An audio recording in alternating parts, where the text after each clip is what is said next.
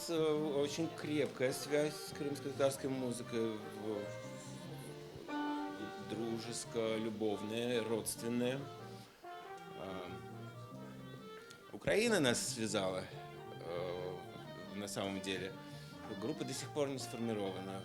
Вот с 2010 года мы ее пытаемся сформировать. Как она расползается, как сырники по сковородке. Вот сейчас в очередной раз сформировалась.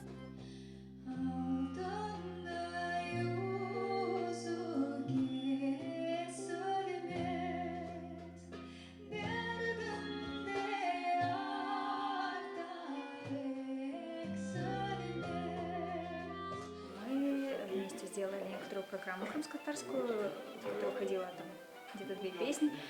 И так и началось наше сотрудничество и наша дружба. Я очень скучаю по крымско-татарским свадьбам. Раньше я часто выступала на крымско-татарских свадьбах. Сейчас бы с удовольствием поехала, но пока не могу.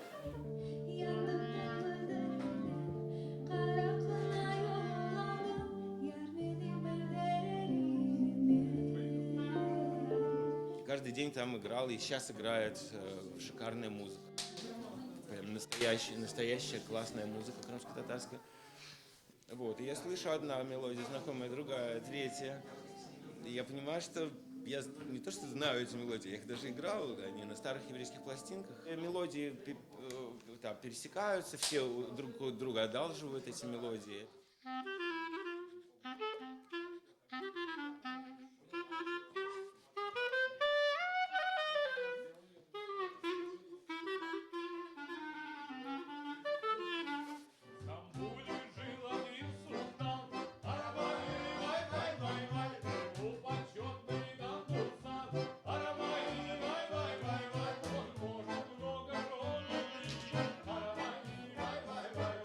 В основном на нервах, конечно. Если подставить инструмент, то могу сыграть на клавишных, аккордеон, балалайка, карбук.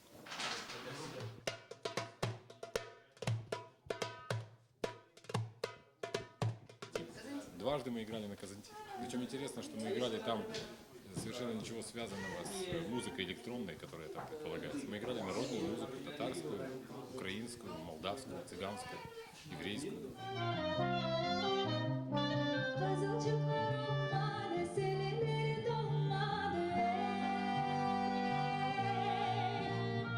Yolladığın yüzü çiğin parmağı